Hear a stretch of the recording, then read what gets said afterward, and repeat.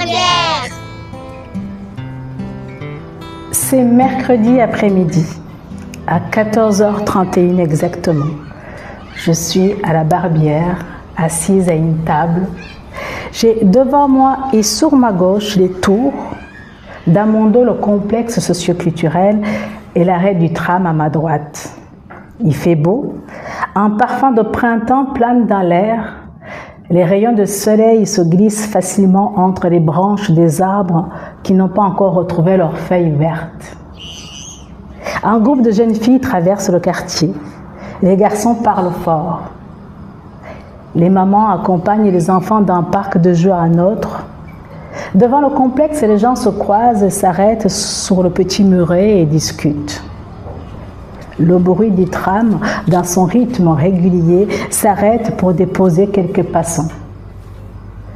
Les enfants se balancent sur la balançoire en poussant des cris de joie. Les oiseaux se posent et s'envolent. Si je ferme les yeux, j'ai l'impression d'être à la campagne. Seuls les tours plus grands que les arbres me ramènent à la situation géographique du quartier.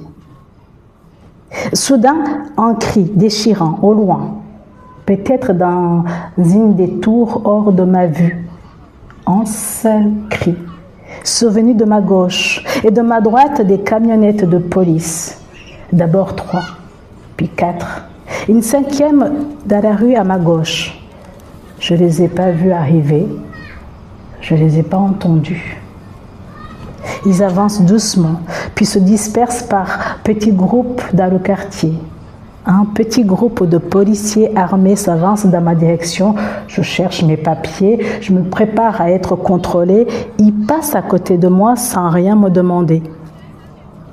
Bizarre. Une femme passe au pied d'un immeuble. Elle parle à quelqu'un qui est à l'étage. Dans la rue, à ma droite, une jeune fille passe avec un bouquet de fleurs à la main. Arrivée près de la police, elle presse le pas. Les enfants jouent. Un petit garçon et une petite fille sortent d'une tour en jouant. Ils sautent comme des super-héros. 2 policiers sont face à eux, devant l'entrée de l'immeuble. Le petit garçon et la petite fille sont dans leur jeu, dans leur joie, pleines d'énergie, dans leur corps, des héros invincibles dans leur monde imaginaire. Ils n'ont même pas fait attention aux policiers armés. Un peu plus tard, en file indienne, les policiers réapparaissent avec un jeune. Ils l'ont arrêté. Ils l'emmènent. Le tram s'arrête, laisse passer les passants. Les enfants jouent. Un groupe de jeunes filles passe. Une mère avec ses enfants. Un groupe d'hommes discute. Demain, dans la presse, peut-être la police sera désignée comme héros du jour dans le quartier de la Barbière. Mais je vous le dis, moi, les vrais héros de ce quartier, c'est les enfants.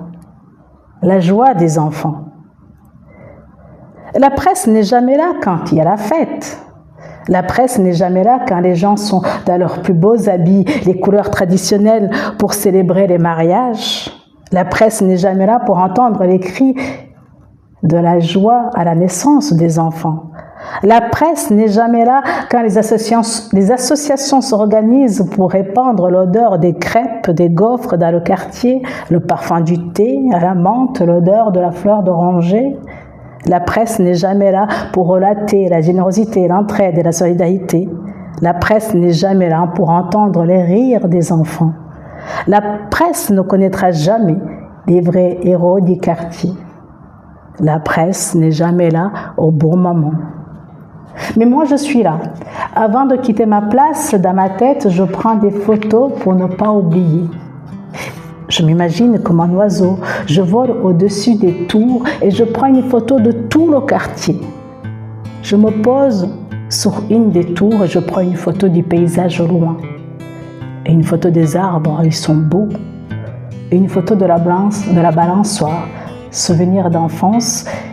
Et une photo au triangle, lieu de rendez-vous des enfants. Ici, le territoire est divisé selon les âges. Les enfants ont leur territoire, les ados ont leur coin, les plus âgés, ils ont leur banc, les adultes, eux, traversent le quartier au rythme des activités. je prends une photo du coucher du soleil. Une photo d'une mère dans sa robe colorée, son regard posé sur son enfant. Dans ma tête, je prends des photos pour ne rien oublier.